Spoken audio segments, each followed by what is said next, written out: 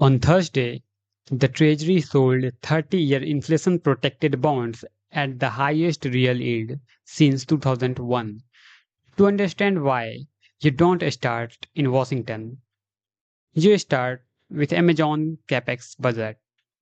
This map is where we are going. The thesis. The thesis is one line. An equity story is now a bond story. For 3 years, this was about multiples and depreciation schedules. Underneath it, big tech exhausted its operating cash flow and moved the build out into the debt market. Long lived assets, long dated debt. The box on the right is the whole argument.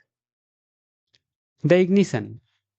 Here is the ignition. Capex as a share of revenue this year. Oracle at 86%, Amazon at 25%. Take a second on the middle column. That's what it does to cash.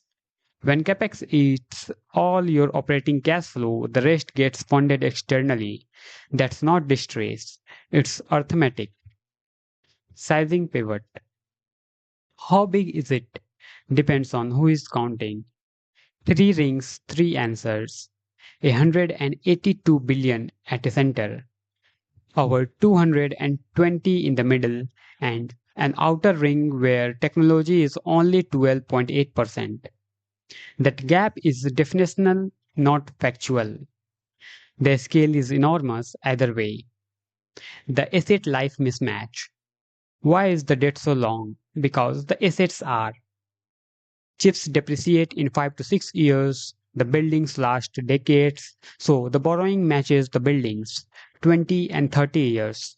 Alphabet even issued a 100-year bond. That's what turns corporate supply into a duration supply. Dallas Fed Channel 1. The Dallas Fed laid out 3 channels. Channel 1 is direct. Tech wants fixed rate liabilities, so it issues long bonds. 300 billion of AI-related investment grades issuance this year. 360 billion in 10-year duration equivalents. Look at the bar on the right. That's 1/8 of the Treasury's own duration supply. Hold that number. The last Fed Channel 2. Channel 2 is synthetic and invisible in the issuance data. Private credit lends floating. Data centers want fixed, so they swap. And the dealer absorbs the duration and prices it against treasuries. Follows the arrows. 50 billion in 10-year equivalents in the fourth quarter of 2025 alone. Channel 3 is the one nobody covers. Stay with me. 2 rows financials on top. Prefer floating, so they pair every bond with a receive fixed swap that pulls duration out of the treasury market. Financials absorb. Technology underneath wants fixed. Technology supplies.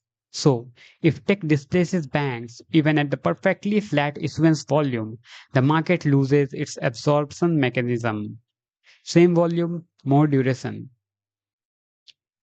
The empirical fingerprint. Is it visible in the data? 2 lines.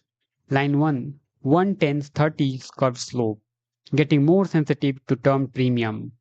Line 2, the 30-year spread over swaps, getting less sensitive.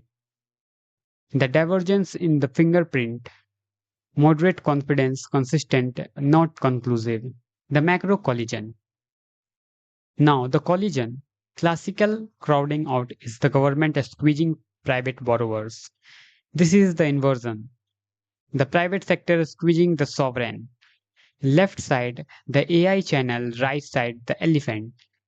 40 trillion in debt, a trillion in interest, and the 30-year at a 19-year high.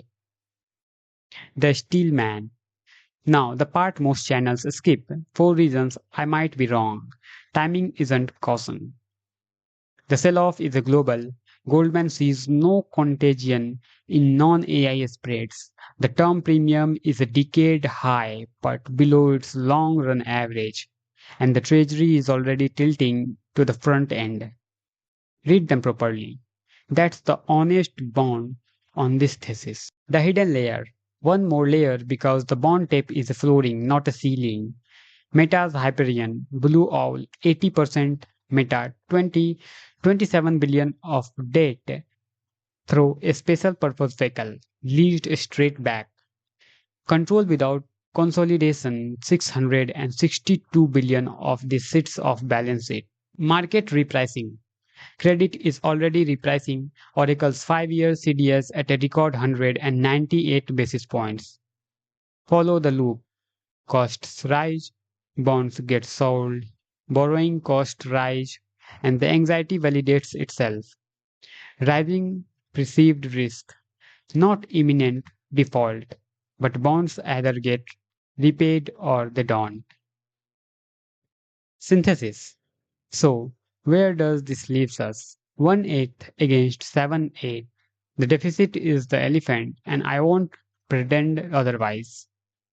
But in a strained market, the marginal buyer sets the price, and the marginal seller of duration is no longer only the US government. It's a Meta, Oracle, Alphabet, and a swap dealer you have never heard of. An equity story is not only an equity story now, it's turned into a bond story. Thank you. See you in the next video.